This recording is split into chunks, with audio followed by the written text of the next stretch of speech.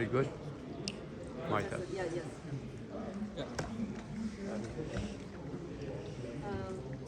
We'll welcome Professor Risa Jeza to share his. Thank you very much.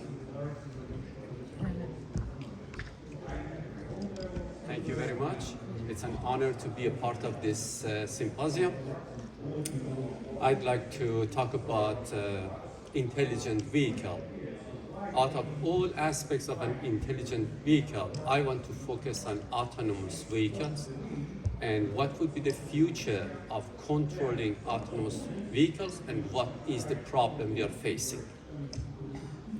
Autonomous vehicle, one of the outcomes would be zero accident, zero fatality, zero unwilling event on the road. We know that, but we are far from that point to get that point, to get this advantage of autonomous vehicle.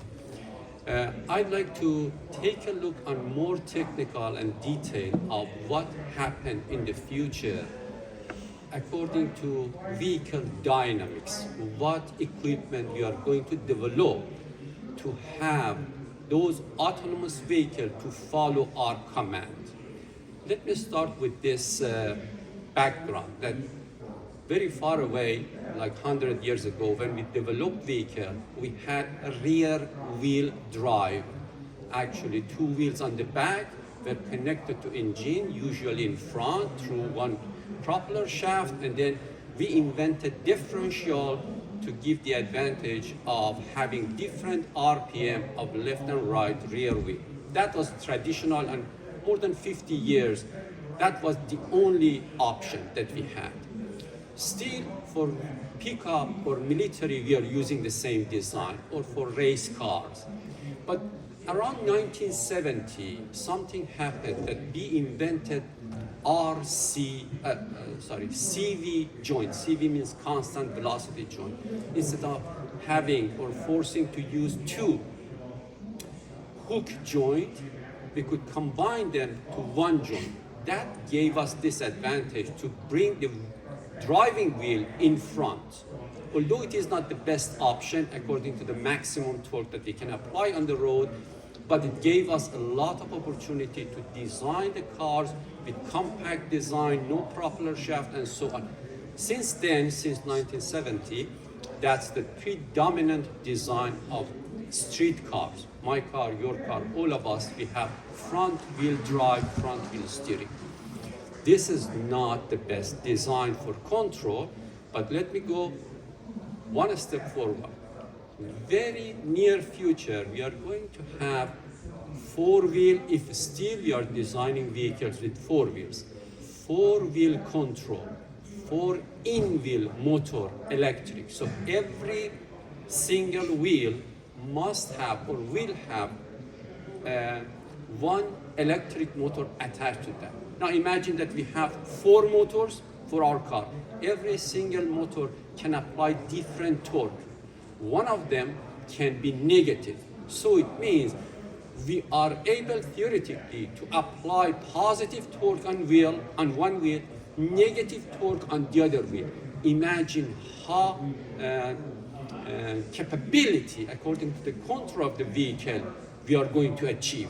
At the moment, we are not able to do that. We are just applying positive or negative torque on wheels.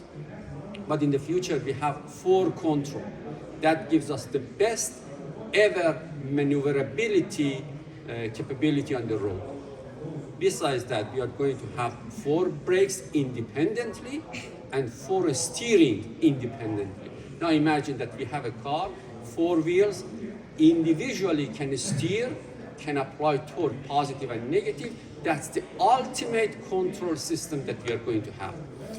Imagine that no matter how expensive your car is, the only possibility to maneuver on the road is interaction between wheel and road.